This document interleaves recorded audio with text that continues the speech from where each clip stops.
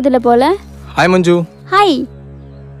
நீ சொன்னல்ல fine summon to லவ்னு அந்த சம்மன். Hi bro.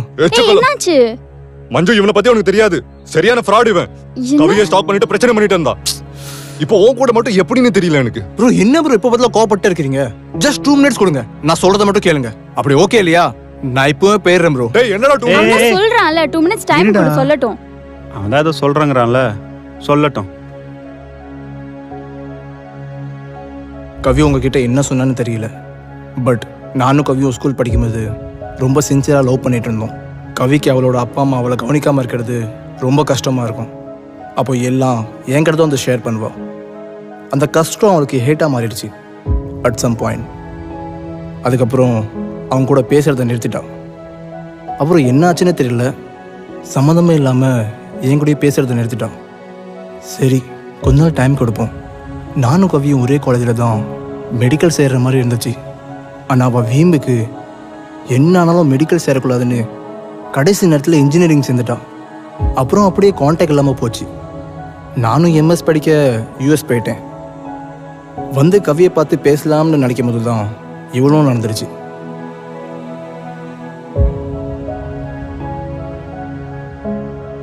அப்புறம் உனக்கும் அவளுக்கும் எப்படி லவ் ஆச்சு? ப்ரோ நான் கவியை பார்க்க தான் பிஜிக்கு போயிருந்தேன். நாங்கள் மஞ்சு இருந்தா சம்திங் அவகிட்ட ஏதோன்னு எனக்கு பிடிச்சிருந்துச்சு. அப்புறம் எப்படியாவது அவ கூட பழகணும்னு பிஜியில் ஸ்டே பண்ண ஆரம்பித்தேன். ப்ரோ இல்லை நீ நம்ப மாட்டேங்கன்னு எனக்கு தெரியும். இதோ இதான் அவ கொடுத்த லெட்ரு. கவியை நானும் லவ் பண்ணும்போது எடுத்த ஃபோட்டோ இது.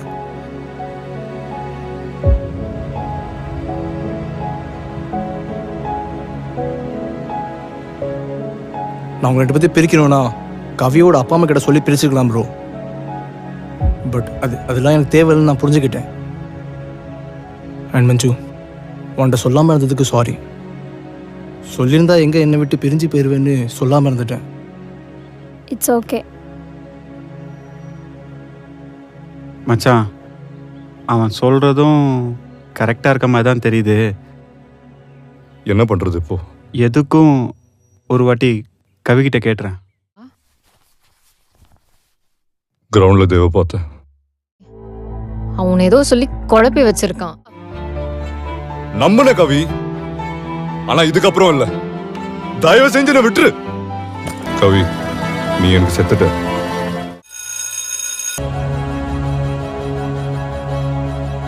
மச்சான் போடா போடா மச்சான் போ மச்சான் போடா மச்சான் போ போ போடா பாத்துக்கலாம். கவி எனக்கு ஒரு கிஸ் கூட.